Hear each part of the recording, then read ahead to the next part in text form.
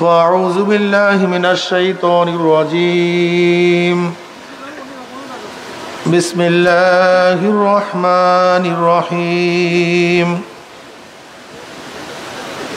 يا أيها الذين آمنوا صلوا عليه وسلموا تسليما اللهم صل على سيدنا ونبينا وحبيبنا مولانا محمد صلى الله عليه وعلى آله وأصحابه وبارك وسلم সবাই দুরূদ শরীফ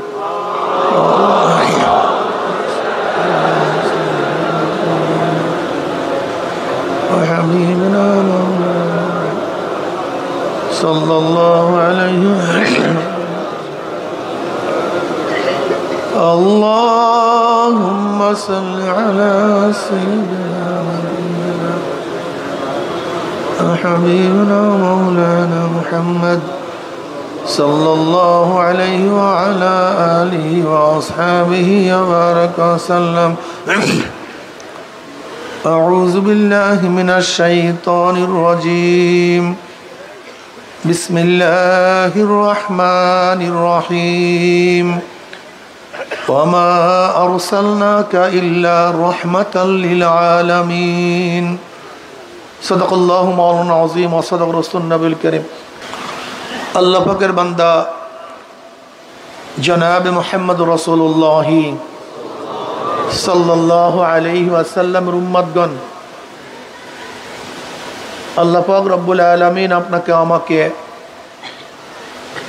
এই ফিতনা ফাসাদের জমানায় যখন তাম দুনিয়ার থেকে ইসলাম মুসলমানকে মিটিয়ে দেওয়ার ষড়যন্ত্র চলতেছে, তাম দুনিয়ার মধ্যে ইসলাম মুসলমান থাকবে কি থাকবে না এই প্রশ্নের সৃষ্টি হয়েছে। যে জমানায় মানুষ নেকের কাজ ছাড়তেছে, গুনার কাজ ধরতেছে, শুধু গুনার কাজ ধরিয়ে না বরং গুনার কাজে প্রতিযোগিতা শুরু করছে কে কার আগে জাহান্নামে যাবে। যে জমানায় মানুষ নেকের কাজে আশ্চর্য হয়, গুনার কাজে স্বাভাবিক থাকে, যে জমানায় মুসলমান ইসলামকে পছন্দ করে না বরং নামধারী মুসলমান ইসলামের সবচেয়ে বড় দুশ্মন হয়ে গেছে,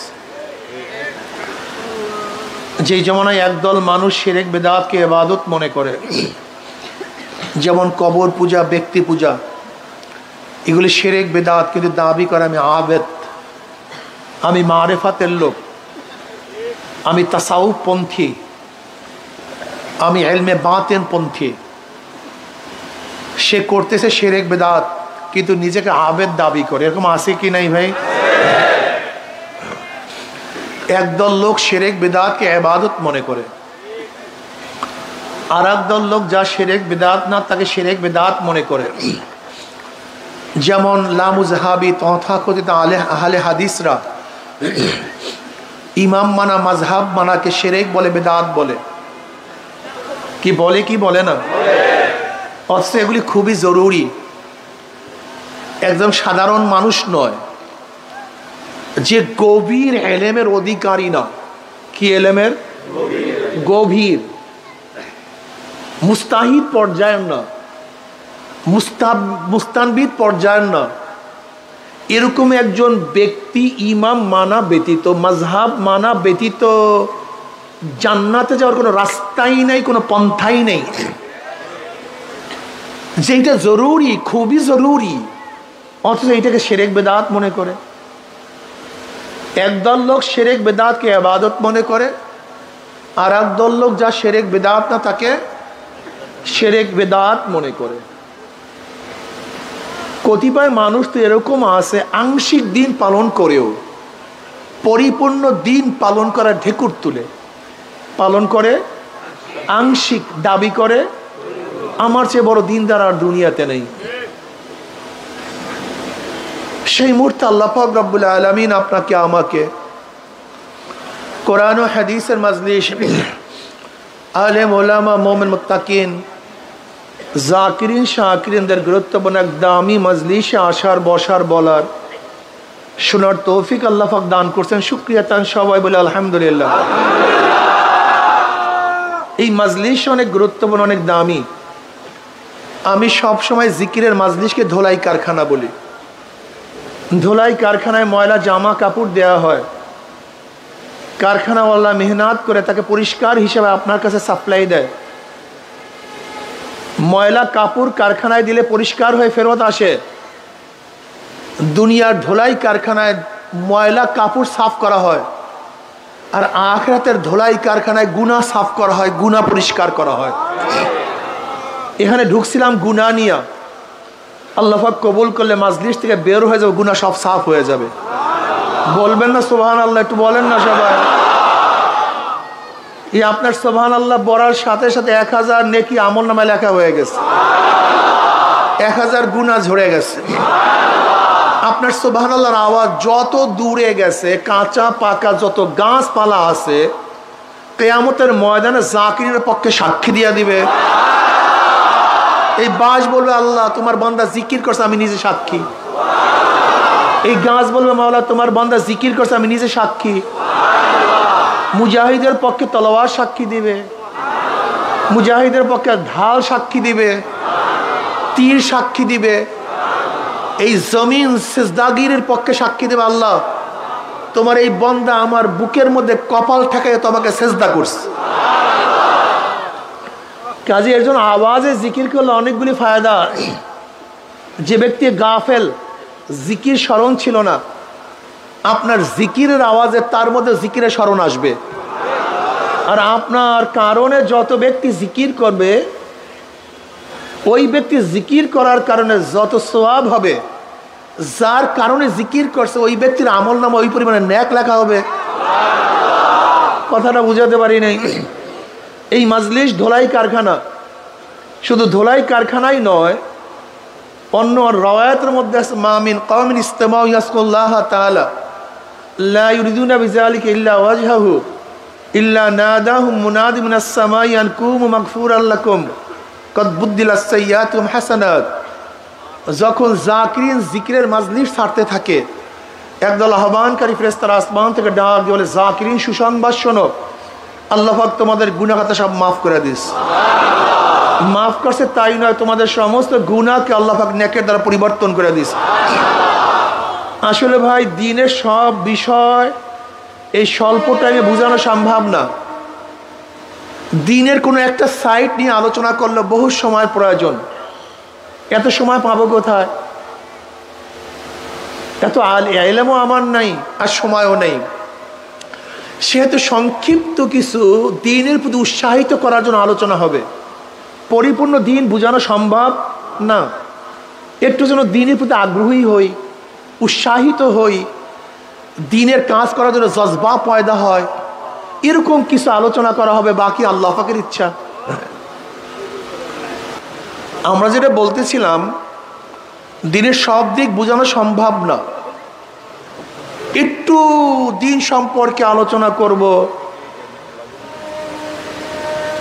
যাকে আল্লাহ পাক বুঝ দিবেন সে বুঝ পাবে, আর যাকে আল্লাহ পাক বুঝ দিবেন না, আমি কেন, গোটা নবীরা বুঝালো সে কিন্তু বুঝবে না। কি কথা ঠিক না? বুঝ সবচেয়ে দামি। বুঝ কথা বলতে হবে, কিন্তু যারা আছেন আমার কথা শুনো, আমার সাথে সাথে জবাব দিবেন। সবচেয়ে দামি কি? এর চেয়ে দামি কোনো জিনিস নেই। এই বুঝের কারণেই মানুষ আস্তিক, এই বুঝের কারণেই মানুষ নাস্তিক, এই বুঝের কারণেই কেউ মুসলমান, এই বুঝের কারণেই কেউ হিন্দু, কেউ খ্রিস্টান, কেউ ইয়াহুদি। এই বুঝের কারণেই কেউ নামাজ পড়ে, কেউ নামাজ ছাড়ে। এই বুঝের কারণেই কেউ মদ বিক্রি করে দুধ পান করে, আর কেউ দুধ বিক্রি করে মদ পান করে। বুঝাতে পারিনি। এই বুঝের কারণেই কেউ দাড়ি রাখে, কেউ দাড়ি কাটে। এই বুঝের কারণে একদল আমার মা বোনেরা বোরখা পরে, হাজার চেষ্টা করলে বোরখার থেকে তাদেরকে গাফেল করা যায় না।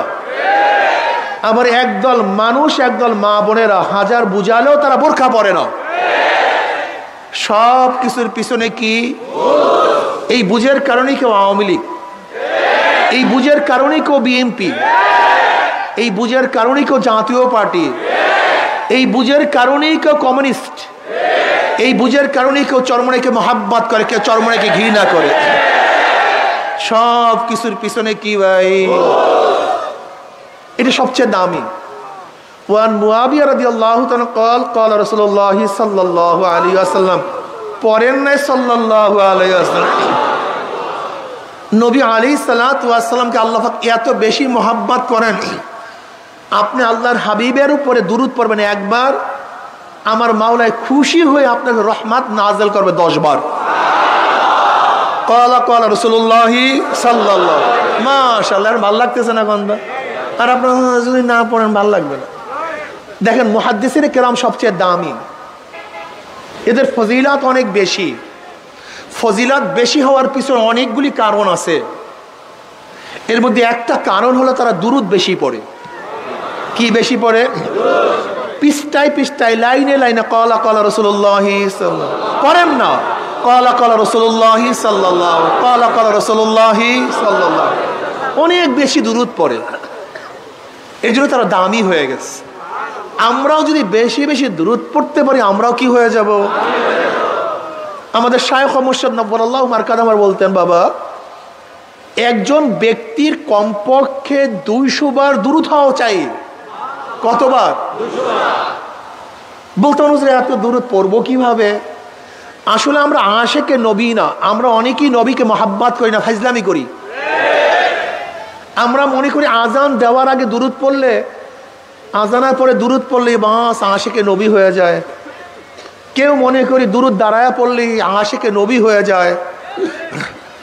অথচ যদি তাকে প্রশ্ন করেন, ভাই আজকে কতবার দুরূদ পড়ছো, কয়বার দুরূদ পড়ছো? 10 বারও হয়তো বা পড়ে নেই। কি কথা ঠিক না? রসম কি এশকে নবী মনে করি, নিজের মন গড়া কাজকে এশকে নবী মনে করি। নিজের মন গড়া কাজকে এশকে নবী বলা যায় না, বরং সরদার আলম আলাইহিস সালাতু ওয়াস সালাম যেইভাবে তাকে মহাব্বত করতে বলছেন, সেইভাবে মহাব্বত করলেই আশিকে নবী হওয়া যায়। আমার শায়খ মুর্শিদ নব্বরাল্লাহু মারকাদাম বলতেন, বাবা, কমপক্ষে 200 বার দুরূদ হওয়া চাই। বলে, হুজুর এত দুরূদ পড়বো কিভাবে? একেবারে সহজ। 5 ওয়াক্ত নামাজ আমরা মসজিদে যাই, যাওয়ার সময় 20 বার, মসজিদ থেকে বের হওয়ার পরে কতবার হলো? 45, 200, একেবারে সহজ। বলতে পারো, হুজুর এত বড় দুরূদ পড়বো কিভাবে? ছোট দুরূদ পড়েন, সাল্লাল্লাহু আলাইহি ওয়াসাল্লাম। বলেন না, দুরূদটা ছোট কিন্তু পূর্ণ। দুরূদটা কিন্তু নবী আলাইহিস সালাতু ওয়াস সালামের উপর আল্লাহ কি বল? সাল্লু আলাইহি ওয়া সাল্লিমু তাসলিমা, সালাত এবং সালাম প্রেরণ করো। সাল্লাল্লাহু আলাইহি ওয়াসাল্লামের মধ্যে সালাতও আছে, সালামও আছে। কি কথা ঠিক না? ক্বালা ক্বালা রাসূলুল্লাহি সাল্লাল্লাহু আলাইহি মান ইউরিদিল্লাহু বিখাইরিন ইউফাক্কিহু ফিদ্দীন ওয়া ইন্নামা আনা কাসিমুন আল্লাহু ইউতি।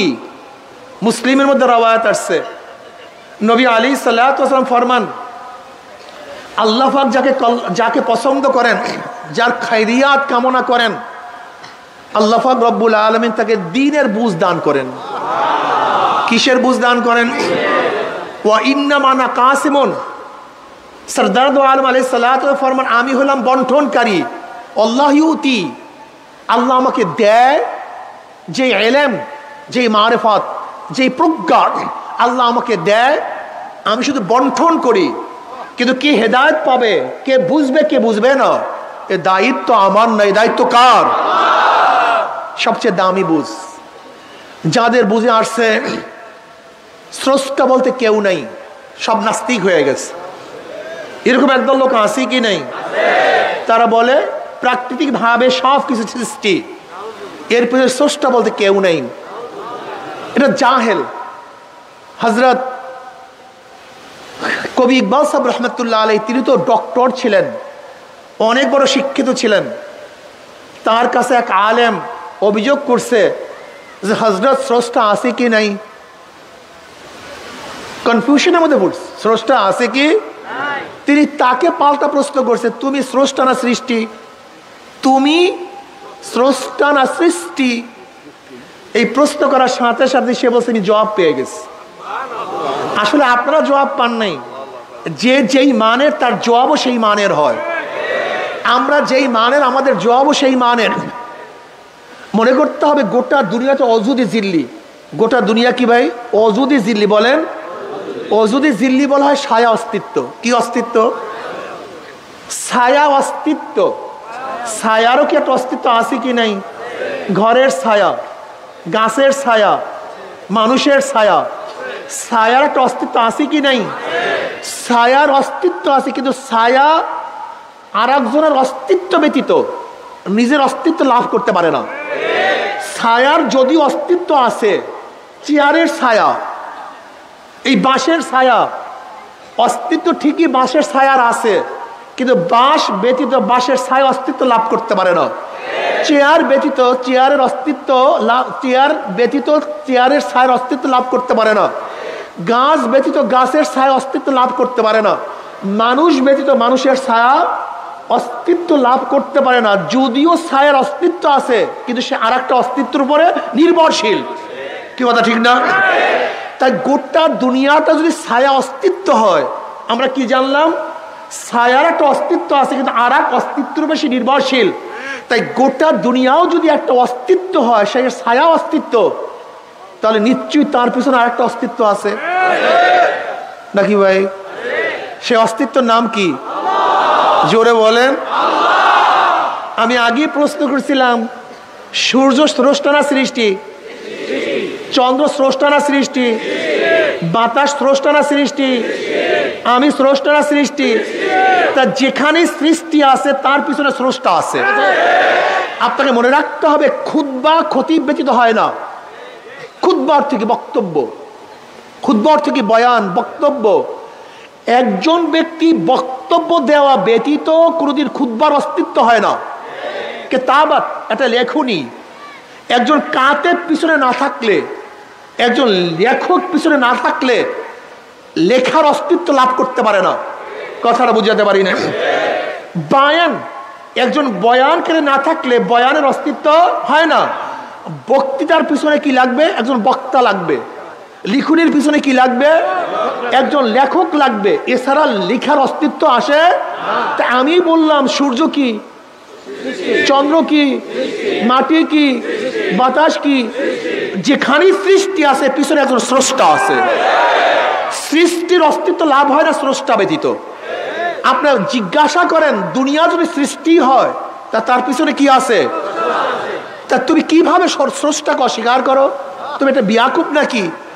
তোমার অস্তিত্ব তোমার সৃষ্টি প্রমাণ করে পিছনে কি আছে? স্রষ্টা। যারা অস্বীকার করছে স্রষ্টা নাই, তারা নাস্তিক। যারা স্রষ্টাকে স্বীকার করছে তারা আস্তিক।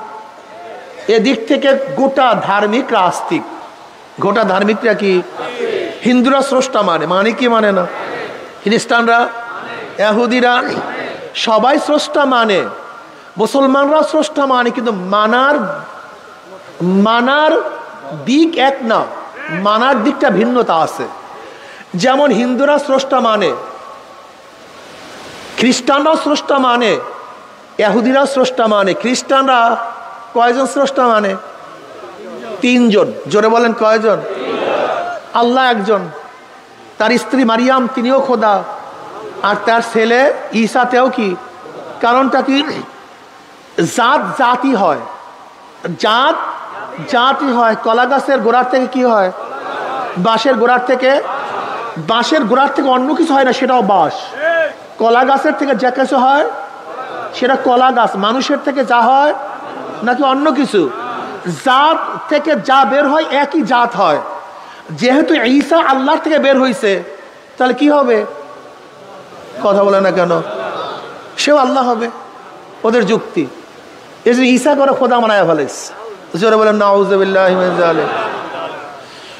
আপনারা জানেন কি জানি না, ব্রিটিশ এদেশ দখল করার পরে গোটা পাক ভারত উপমহাদেশের সমস্ত মানুষদেরকে খ্রিস্টান বানাবার একটা পরিকল্পনা হাতে নিয়েছিল। গোটা মানুষ কি হবে?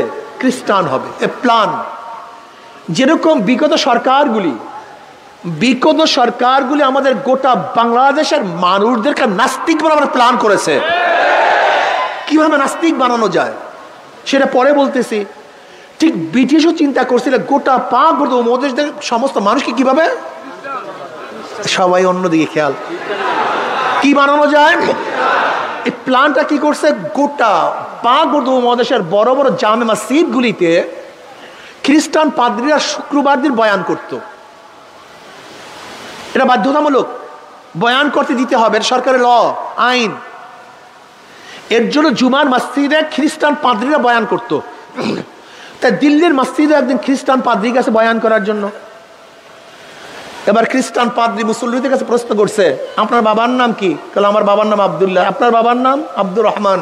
বলে আপনার বাবার নাম? বলে আব্দুল করিম। বলে আচ্ছা, এখানে বাবা ছাড়া কেউ নাই? বলে না। একজন বাবা ছাড়া নাই? বলে না। বাবা ছাড়া কেউ হতে পারে? বলে না। এবার পাদ্রী পাল্টা প্রশ্ন করছে, যেহেতু বাবা ছাড়া কেউ হতেই পারে না, প্রত্যেকের বাবা আছে, এবার বলেন তো ঈসার বাবাকে? প্রশ্ন করছে, এবার বলেন তো ঈসার বাবাকে? এখন প্রত্যেকের দিকে তাকায়, কেউ জবাব দেয় না। বলে যান, এই প্রশ্নের জবাব আজকে দেওয়ার দরকার নেই, আগামী জুমায় এই প্রশ্নের জবাব দিবেন। সবার যেহেতু বাবা আছে, বাবা ছাড়া কেউ জন্মগ্রহণ করতে পারে না, নিশ্চয়ই ঈসারও একজন বাবা আছে, সেই বাবাকে আগামী জুমার মসজিদে জবাব দিবেন।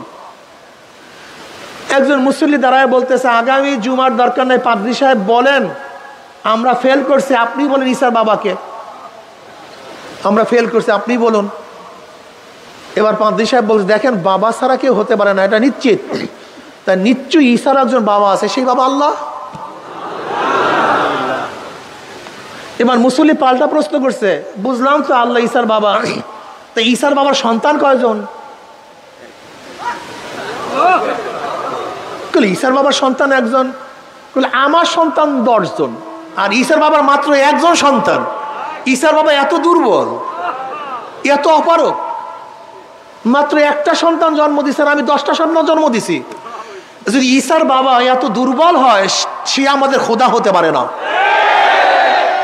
তাকে আমি আল্লাহ মানতে পারি না। ওই যে পাদ্রী ভাগছে, আর কোনোদিন দিল্লির মসজিদে ঢোকে নেই, পালায়া গেছে। ঠিক আমাদের গোটা সন্তানদেরকে নাস্তিক বানাবার চক্রান্ত চলতেছিল। কিভাবে? দি অরিজিন অফ ম্যান, মানুষের আদি উৎস কি? মানুষ কি আদম থেকে না মানুষ থেকে, না মানুষ জানোয়ারের থেকে? একটা মাসালা আছে কি নাই? আমাদের 6-7 ছোট ছোট বাচ্চাদেরকে, বাবা তুমি পড়ো কিসে, তুমি কিসে, ও দাঁড়াও, মাস্ক খোলো, তোমার এখানে ধুল নেই তো বাবা। এই বাচ্চার মাথা যদি ঢুকানো হয়, এই ছোট বাচ্চার মাথা যদি ঢুকানো হয় যে তোমার উৎস কোথার থেকে, এই বাচ্চাকে জানে থিওরি বিবর্তন কি, পরিবর্তন কি, এটাকেও জানে? যদি ওকে ঢুকানো হয় যে তোমার অরিজিন, তোমার উৎস আদম না জানোয়ার থেকে, বানর থেকে, ওকে যদি কোরআন ও হাদিস পরবর্তী বেটেও খাওয়াই, মাথায় ঢুকবে? বসো বাবা, প্ল্যানটা বুঝছেন? শুধু একটা থিওরি, দুইটার দরকার নাই তো, শুধু একটা থিম। দেখেন, সংশয়বাদী, অস্বীকারী আর সংশয়বাদী দুইটাই খতরনাক। অস্বীকারীর চেয়ে সংশয়বাদী আরো খতরনাক। দুইটা প্ল্যান, যে হয়তো অস্বীকার করবা অথবা সন্দেহ করবা, হয়তো কি করবা অথবা যদি বাচ্চার মাথার মধ্যে ঢুকানো যায় আল্লাহ আছে কি নাই, তাহলে বাস ক্লিয়ার, বুঝাতে পারি নাই। যেমন ধরে না, আপনি বাসে ঢাকা যাইতেছেন, একটা ব্যক্তি আপনার পাশের সিটে ছিল, আর একটা ব্যক্তি সে উঠা যাওয়ার সময় পাশের ব্যক্তিকে বললো, ভাই আপনার পাশে যে ব্যক্তি আছে তার কিন্তু চরিত্র বেশি ভালো না, এই কথা বলে সে চলে গেছে। আচ্ছা বলেন তো, যেই ব্যক্তির ব্যাপারে আপনাকে সন্দেহ সৃষ্টি করছে, এখন ওই ব্যক্তি যদি আপনাকে কিছু খেতে দেয়, আপনি খাবেন? যদি জোরাজুরি করে, সন্দেহ, যত জোরাজুরি করবে, কারণটা কি বলেন তো? ঠিক কাউর যদি কোরআন ও হাদিসের উপর একটা সন্দেহ সৃষ্টি হয়, ওদের মূল প্ল্যানটা কি ছিল দেখেন তো? নবী আলাইহিস সালাতু ওয়াস সালাম আল্লাহর প্রেরিত কি প্রেরিত না? কোরআন কি আল্লাহর কিতাব কি কিতাব না? তা আমরা কি আদম থেকে না? ব্যাস এই সন্দেহ। বিশ্বাস করেন অথবা নাই করেন, এখানে যারা মুসল্লি আছেন এর মধ্যে হাজারো মুসল্লি আছেন সংশয়বাদী। অনেক মুসল্লি সংশয়বাদী, আল্লাহকে সেজদা দেয় কিন্তু সন্দেহ, রোজা রাখে সন্দেহ, ইবাদত করে সন্দেহ, সংশয়বাদী। অনেক মানুষের মনের মধ্যে সংশয় ঢুকছে যে আসলেও কি না কি। মারাত্মক অবস্থা। ইমানের মধ্যে সন্দেহ সৃষ্টি করার চেষ্টা করছে। এই যত আর্টিকেল, যত নাটক, যত নভেল, যত সিনেমা, এর মূল কি? আমাদের ইমানের উপরে আঘাত করা, আর কিচ্ছু না। শুধু ইমানের উপর আঘাত করো। আপনি ভাবছেন আপনি নামাজ পড়তেছেন কিসের বলে জানেন? ইমানের কারণে। আপনি রোজা রাখতেছেন কেন জানেন? ইমানের কারণে। আপনি নামাজ পড়েন না কেন জানেন? আপনার ইমান দুর্বল হওয়ার কারণে। আপনি রোজা ছাড়তেছেন জানেন? ইমান দুর্বল হওয়ার কারণে। আসলে ইবাদত মূল না, ইবাদত মূল কিচ্ছু না। ইবাদত যেই জিনিসে করা হয় সেই জিনিসের বারবার আঘাত করতেছে ওরা, সেটা হলো ইমান। সেটা কি? আমাদের দেশের গোটা মানুষদেরকে নাস্তিক বরাবর চক্রান্ত চলতেছিল, চলছে, চলবে, কিন্তু সতর্ক থাকতে হবে। ইমানের ব্যাপারে কারোর সাথে কোনো আপোষ নেই, কোনো আপোষ নাই। জীবন চলে যাবে কিন্তু ইমান ছাড়বো না ইনশাআল্লাহ। মরে যাব ইমানের সাথে মরবো, বাঁচবো ইমান নিয়ে বাঁচবো, লড়বো ইমান নিয়ে লড়বো। হায়াত যতদিন নিঃশ্বাস থাকবে ইমান নিয়ে নিঃশ্বাস ছাড়বো। আমি বেঈমান অবস্থায় এক সেকেন্ড বাঁচতে চাই না। আল্লাহর কর্তৃত্ব, নবীর নেতৃত্ব। জোরে বলেন, আল্লাহর কর্তৃত্ব, নবীর নেতৃত্ব, অর্থাৎ আল্লাহর হুকুম আর নবী আলাইহিস সালাতু ওয়াস সালাম দিক নির্দেশনা যেইভাবে বলেছেন সেইভাবে চলা। আল্লাহর কর্তৃত্ব, নবীর নেতৃত্ব।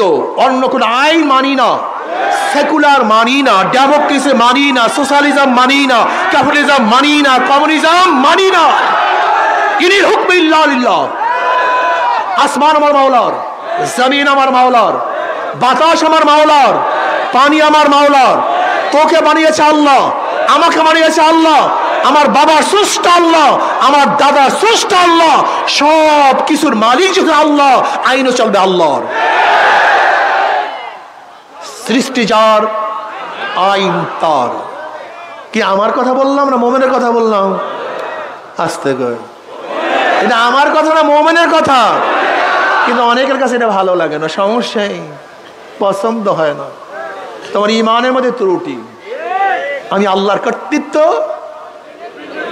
একসাথে বলেন না, আল্লাহর কর্তৃত্ব। এছাড়া Karl Marx, Mao Tse tung, Abraham Lincoln, Socrates, Plato, Aristotle, Montesquieu, Locke, Rousseau, দুনিয়ার কোন নেতার কোন দার্শনিকের দর্শন আমার মাথায় ঢুকে না। আমার মধ্যে একমাত্র জনাব মুহাম্মদ রাসূলুল্লাহ সাল্লাল্লাহু আলাইহি ওয়াসাল্লাম যে দর্শন এবং নীতি আদর্শ নিয়ে আসছেন সেটা মাথার মধ্যে ঢুকছে, জমনের ঢোকা ঢুকছে, বের করতে পারি না, বুঝে আসছে সেইটাই।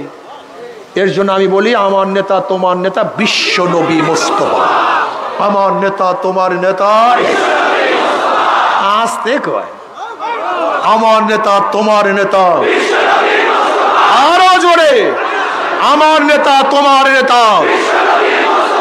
আমরা সবাই নবীর সেনা। জীবন ভর স্লোগান দিয়েছ, আমরা কে এরশাদ সেনা, আমরা সবাই মুজিব সেনা, আমরা সবাই জিয়ার সেনা। হ্যাঁ ঠিকই আছে, যে যার সেনা। কিয়ামতের ময়দানে সেনাপতি সামনে থাকবে, সৈন্যরা কথা বলে না। সেনাপতি সামনে, সৈন্যরা পিছনে। যারা শেখ সাহেবকে নেতা মানছ, আল্লাহর কসম কিয়ামতের ময়দানে দেখবা শেখ সাহেব সামনে, তুমি তার পিছনে। যারা জিয়াউর রহমানকে নেতা মানছ, দেখবা জিয়াউর রহমান সামনে, অনুসারীরা পিছনে। যারা এরশাদকে নেতা মানছ, খালেদা জিয়াকে নেতা মানছ, শেখ হাসিনাকে নেতা মানছ, তারেককে নেতা মানছ, জয়কে নেতা মানছ, কিয়ামতের ময়দানে নেতারা, অনুসারীরা। নেতারা যেখানে যাবে অনুসারীরাও বিশ্বাস হয় না। আচ্ছা, আপনার মুনাফেক ভাব কেন? ঘটনা কি?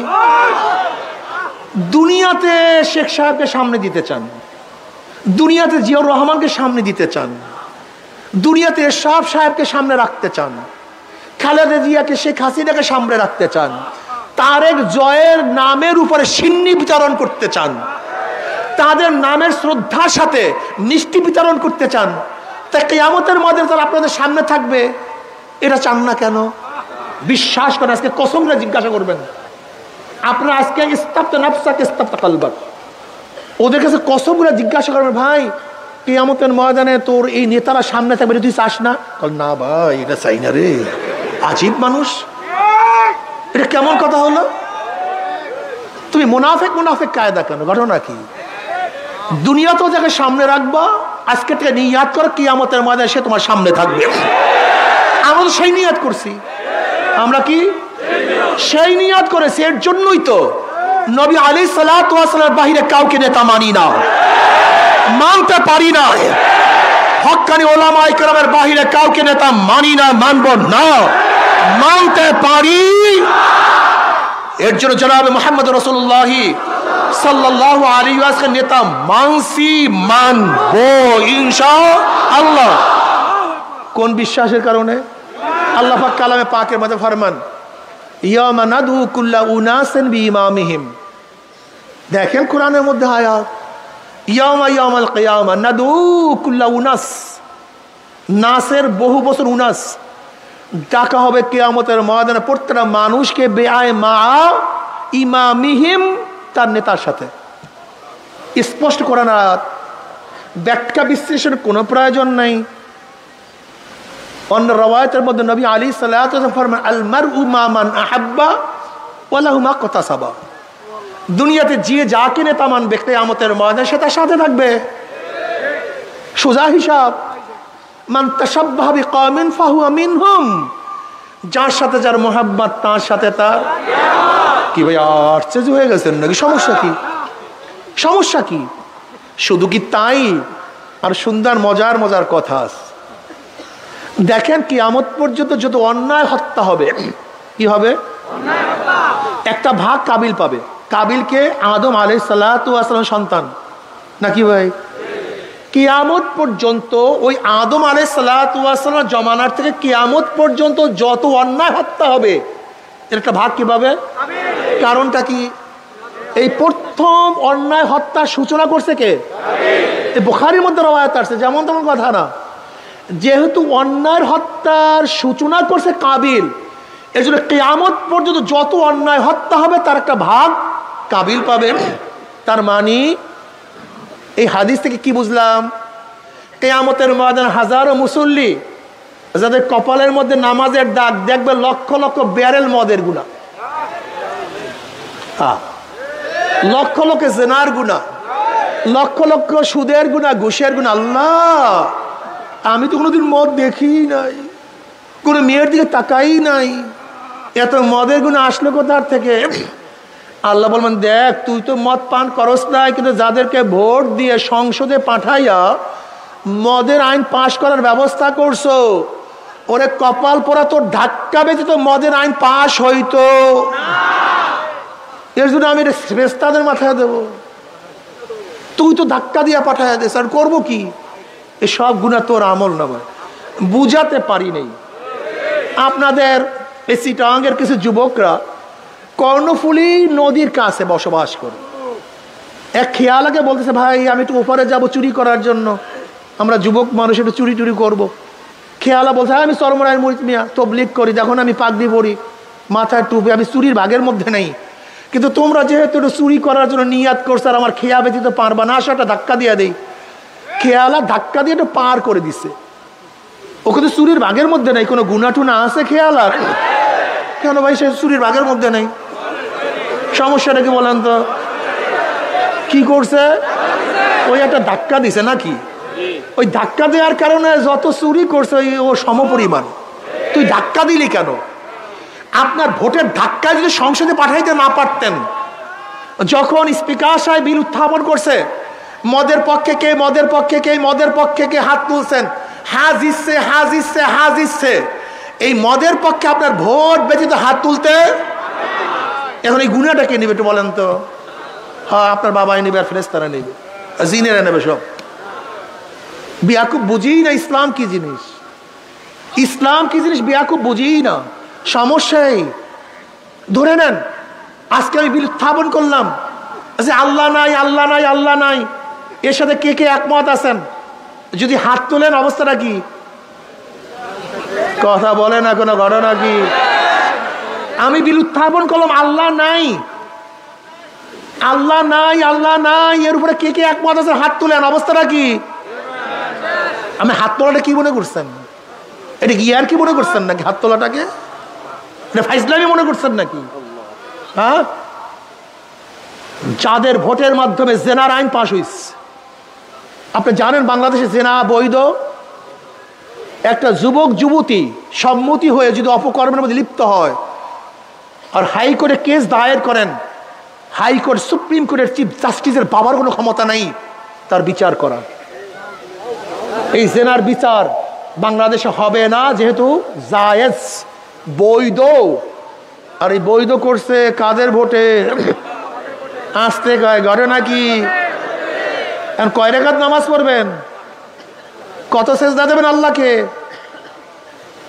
আরে কি আজীব! তুমি সমর্থন, আরে ভাই ভোট লাগে না, 100 বছর পর দেবেন সেটা ভিন্ন কথা। দেন নাই 91-তে, 96-তে দেন নাই, 81-তে দেন নাই, কাদেরকে দিছেন? আবারও তো দিবেন। ইবরাত কা যা হয় তামাশা নেই। শোনেন, লাস্তা আলাইহিম বিমুসাইতির, আমি বক্তব্য মানাবার জন্য আসি না, বক্তব্য শোনাবার জন্য আসছি। একজনও মানিয়েন না আমার কথা, একজনও মানিয়েন না, কোনো আফসোস নেই, কোনো সমস্যা নেই। আমি কিসের জন্য আসছি ভাই? না মানাবার জন্য। মানেন আর না মানেন, গাঠি বাড়িয়ে ফালা দেন, কিন্তু বুঝিয়া শুনিয়া কিয়ামতের ময়দানে উঠবেন। খবরদার, যারা কিয়ামতকে বিশ্বাস করেন, যারা বিশ্বাস করেন না তাদের কাছে কোনো বক্তব্য নেই। যারা কিয়ামতকে বিশ্বাস করেন, ওয়াম্মা মান খাফা মাকাম রাব্বিহি ওয়া নাহান নাফসা আনিল হাওয়া ফাইনাল জান্নাতা হিয়াল মাওয়া। আপনার মন গড়া দিন পালন করে দিন হবে না, আপনার মন গড়া ইবাদত ইবাদত হবে না, আপনার মনে যা চাইবে তা করবেন আর ইসলামের দাবি করবেন, হবে না।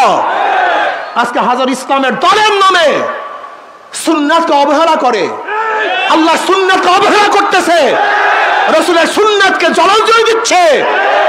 মন করে ইসলাম হয় না, এত সহজ মনে করিয়েন না।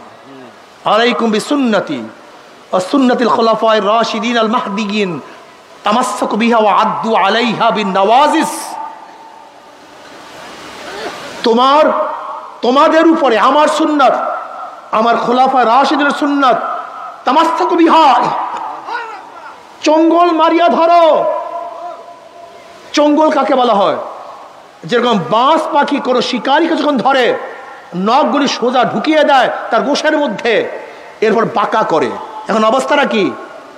হাজার চেষ্টা করলে গোশত ছিঁড়িয়া যাবে কিন্তু শিকারী ছুটবে না। এইভাবে ধরো। ও আদ্দু আলাইহা বিন নওয়াজিস, মারির দাঁত দিয়ে। কোন দাঁত দিয়ে? সামনের দাঁত না, সামনের দাঁত দিয়ে ধরলে, টান দিলে ছুটে যাবে, ছিঁড়ে যাবে, ভেঙ্গে যাবে। মারির দাঁত। হাজারো ঝড় আসবে, হাজারো বিপদ আসবে, হাজারো দল মন্তব্য করবে, হাজারো দার্শনিক দর্শন দিবে, হাজারো ক্ষমতাওয়ালা টাকা দিবে, পয়সা দিবে, চাকরি দিবে। খবরদার সুন্নাত ছাড়বো না। সুন্নাতকে মারির দাঁত দিয়ে আটকিয়ে ধরো। গোটা দুনিয়ার কেউ সুন্নাত না মানলে আমি একা সুন্নাত মানবো। গোটা দুনিয়া আমার নবীর অনুসরণ কেউ না করলে আমি একা নবীর অনুসরণ করবো। কেউ আমার নবীর সুন্নাতকে অবহেলা করলে আমার জীবন দিয়ে আমি নবীর সুন্নাতকে আঁকড়িয়ে ধরবো। ये बारात का जा है तमाशा नहीं।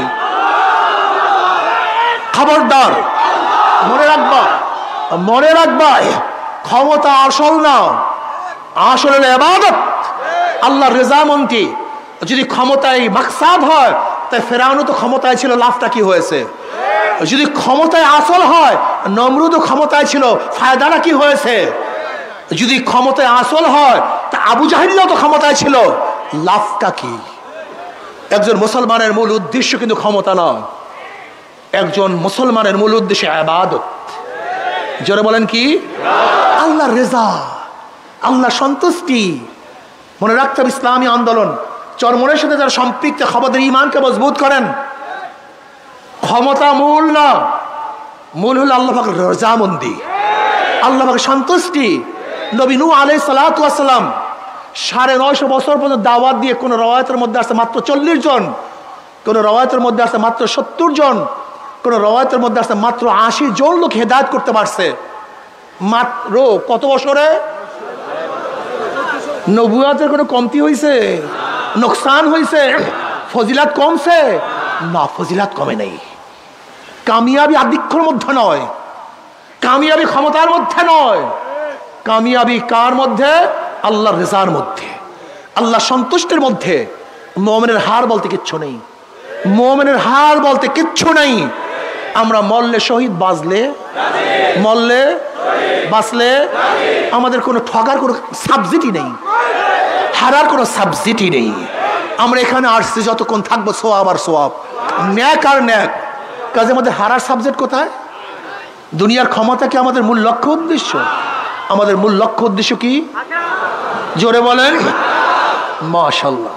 নবীকে নেতা মানো, নবীকে আমার নেতা তোমার নেতা। জোরে বলে আমার নেতা তোমার নেতা, আমার নেতা তোমার নেতা। আমরা সবাই নবীর সেনা। জোরে বলো আমরা সবাই নবীর সেনা। দুই হাত তুলিয়া বলেন, সবাই দুই হাত তুলিয়া বলেন আমরা সবাই নবীর সেনা, আমরা সবাই রসুল সেনা। আমার নেতা তোমার নেতা। নারায়ে তাকবীর, নারায়ে তাকবীর, নারায়ে তাকবীর। আমরা সবাই নবীর সেনা। কোরআন সুন্নাহর আলো ঘরে ঘরে জ্বালো, কোরআন সুন্নাহর আলো। নারায়ে তাকবীর, নারায়ে তাকবীর। আমরা সবাই নবীর সেনা, ভয় করি না বুলেট বোমা। আলহামদুলিল্লাহ।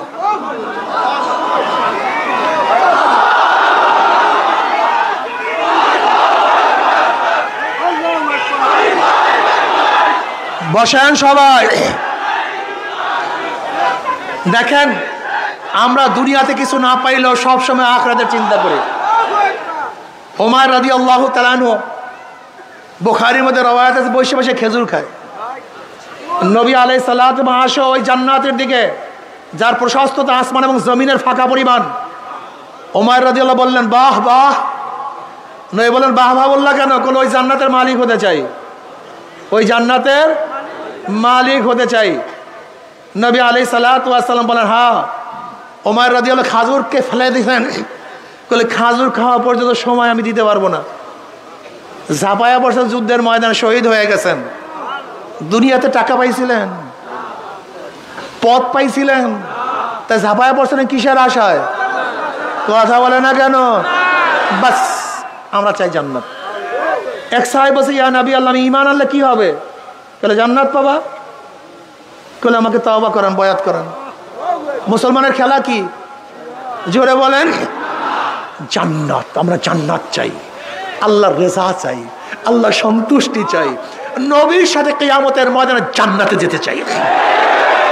রাজি আছো তো? আল্লাহ কবুল করিয়া নেও না সবাইকে। যদি জান্নাতে যেতেই চাও নবীকে মোহাব্বত করতে হবে। মান আহাব্বা সুন্নতি ফাকাদ আহাব্বানি ওয়া মান আহাব্বানি কানা মাই ফিল জান্নাহ। নবীর মোহাব্বত সাহাবাদের মধ্যে কত সুন্দর ছিল, কত মারাত্মক তাদের মোহাব্বত ছিল নবীর। হযরত আফরার দুই সন্তান মুআজ রাদিয়াল্লাহু আনহুমাকে তার মা দুইজনকে নিয়ে আসছেন। বলছি ইয়া নবী আল্লাহ, ইয়া রাসূলুল্লাহ, মক্কার মধ্যে আবু জাহেল আপনাকে অনেক কষ্ট দিছে, আমার সন্তানদেরকে নিয়ে যান মক্কার মধ্যে, যারা কষ্ট দিচ্ছে তাদের বিরুদ্ধে যুদ্ধ করার জন্য। নবী আলাইহিস সালাম বলে তো ছোট বাচ্চা, এরা তো যুদ্ধ করতে পারবে না। নবী আলাইহিস সালাম প্রশ্নের জবাবে আফরা বলতে আছে, ইয়া নবী আল্লাহ, ইয়া রাসূলুল্লাহ, আমি জানি আমার সন্তান যুদ্ধ করতে পারবে না, কিন্তু যখন আপনার উপর আঘাত আসবে আমার সন্তানকে ঢাল হিসেবে ব্যবহার করবেন। এ আমার মা বোনেরা, ও আমার মা ও বোনেরা, এই আফরা রাদিয়াল্লাহু আনহা কিয়ামতের ময়দানে উঠবে, তুমি আমিও কিয়ামতের ময়দানে উঠবো।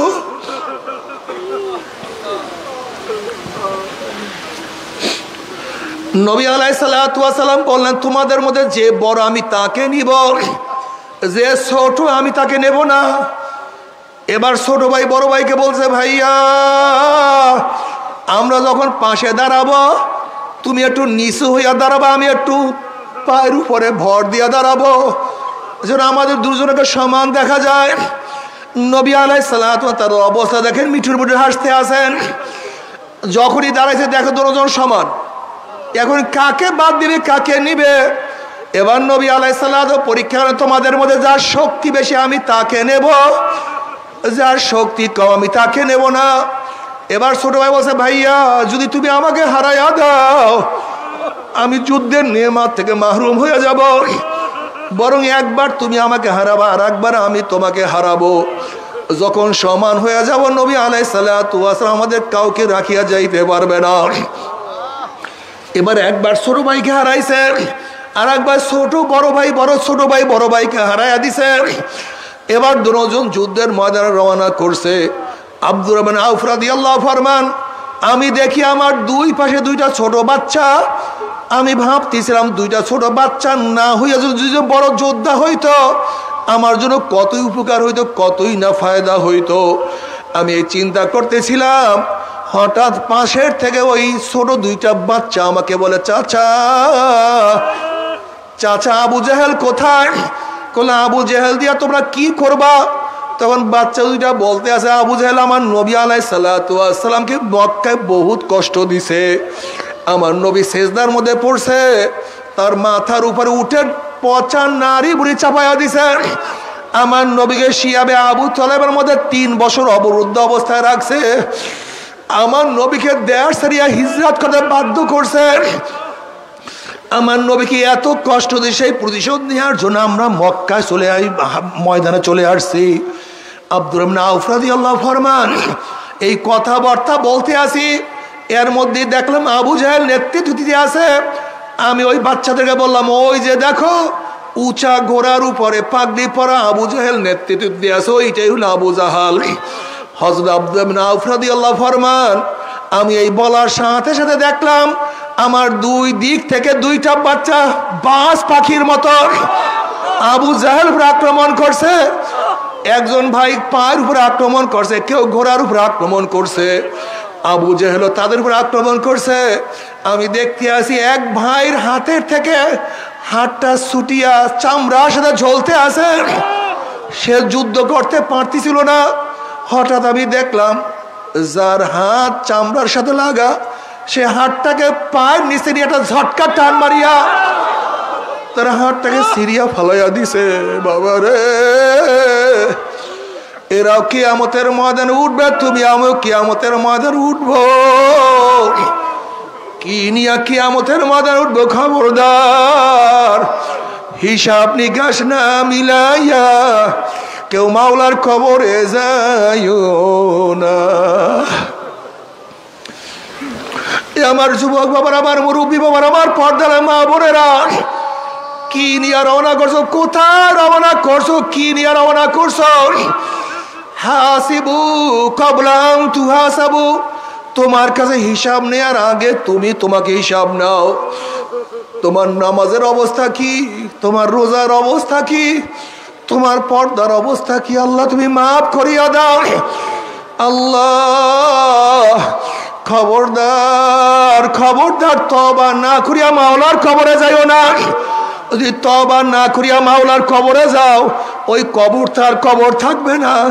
কোন কোন নাফরমানের কবরের দুই পাশের মাটি এত জোরে চাপ মারবে, চাপের জোরে এক পাজরে হাঁটি আর এক পাজরে লাগাইয়া ফেলবে। আল্লাহ মাফ করিয়া দাও। আর যদি মাওলাকে রাজি খুশি করিয়া কবরে যাইতে পারো, কবরটা জান্নাতের বাগিচা হয়ে যাবে। কিয়ামতের ময়দানে উঠবে আল্লাহ পাক রব্বুল আলামিন তোমার চেহারাকে আলোকিত করিয়া ফেলাইবে। আমলনামার ডাইন হাতে পড়িয়া যাবে, নেকের পাল্লা ওজন হইয়া যাবে, গুনার পাল্লা হালকা হইয়া যাবে। আল্লাহ তুমি আমাদের সবাইকে মাফ করিয়া দাও। তবে মুমিন মুসলমান বলতে সবাই মনে চায় গুনার থেকে ফিরিয়া নেক আমল করিয়া মাওলার জান্নাতে তো সবাইরই যাইতে মনে চায়। গুনাহ নিয়া মাওলার জাহান্নামে কাউরি কিন্তু যাইতে মনে চায় না। কিন্তু কেনই বা আমরা নেক আমল করতে পারি না, কেনই বা গুনার কাম ছাড়তে পারি না? এর মূল কারণ হলো আপনার এবং আমার পিছনে নফস এবং শয়তান লাগিয়া রয়েছে। এই নফস এবং শয়তান থেকে বাঁচার জন্য যে কোনো একজন হক্কানি আল্লাহর ওলির হাতে হাত দিতে হবে রে বাবা। খবরদার, বর্তমান জমানায় পীর মুরিদের নামে ভেজাল, ব্যবসা, দলাদলি, হিংসা, হাসাদে পরিণত হয়ে গেছে। সমস্ত আল্লাহর ওলির একমত যে এই পীরের 5 জন মুরিদের মধ্যে কম পক্ষে 3 জনকে দেখবা আলহামদুলিল্লাহ সুন্নাত মুআফাক আমল আখলাক মজবুত হইয়া যাইতে আছে, গুনার কাম ছাড়তে আছে, নেকের আমল ধরতে আছে, কলম নরম হইয়া চোখে পানি আসতে আছে। এরকম একজন হক্কানি আল্লাহর ওলির সাথে হাতে হাত দিয়া তার কথা অনুযায়ী মাওলার কবরে যাইও। আল্লাহুম্মা আমিন। রব্বানা যালামনা আনফুসানা ওয়া ইল্লাম তাগফির লানা ওয়া তারহামনা লানাকুনান্না মিনাল খাসিরিন। আল্লাহ, আমরা কতিপয় গুনাহগার বান্দা, গুনার বোঝা মাথায় দিয়া তোমার শাহী দরবারে হাত তুললাম রে মাওলা। দয়া করে মায়া করে আপনি আমাদের জিন্দগির সমস্ত গুনাহ কথা মাফ করে দেন। আল্লাহ মাফ করবেনি না, ক্ষমা করবেন না, তাহলে আপনার বান্দার এখানে কেন আসছে? আল্লাহ কি পাওয়ার জন্য আসছে, কি চাওয়ার জন্য আসছে? আল্লাহ, আমরা দুনিয়া পাওয়ার জন্য আসি নাই, দুনিয়া চাওয়ার জন্য আসি নাই, দুনিয়ার বিপদে পড়িয়াও কেউ আসি নাই। কেউ নামাজ কাজা করিয়া ফেলাইছি, কেউ রোজা সারিয়া দিছি, কেউ বেপরদা অপকর্মের মধ্যে লিপ্ত হয়ে গেছি, কেউ হারাম কবিরা গুনাহ করিয়া ফেলাইছি। ইয়া আল্লাহ, আমরা জাহান্নামের কাজ করিয়া ফেলাইছি। আল্লাহ, জাহান্নামের খাতার থেকে আমাদের নামটা কাটিয়া দাও। আল্লাহ, জাহান্নামের খাতার থেকে আমাদের নামটা কাটিয়া দাও। আল্লাহ, জান্নাতুল ফেরদাউসের মধ্যে আমাদের নামটা উঠায়া নাও। আল্লাহ, আমার যুবক বাবাদেরকে কবুল করিয়া নাও। আল্লাহ, আমার মুরব্বী বাবাদেরকে কবুল করিয়া নাও। আল্লাহ, আমার মা বোনদেরকে কবুল করিয়া নাও। আমাদের হাওলা আওলাদ খাস গোলাম বান্দিকে কবুল করে নাও। রব্বানা হাব লানা মিন আজওয়াজিনা ওয়া যুররিয়াতিনা কুররাতা আইনু ওয়াজআলনা লিল মুত্তাকিনা ইমামা।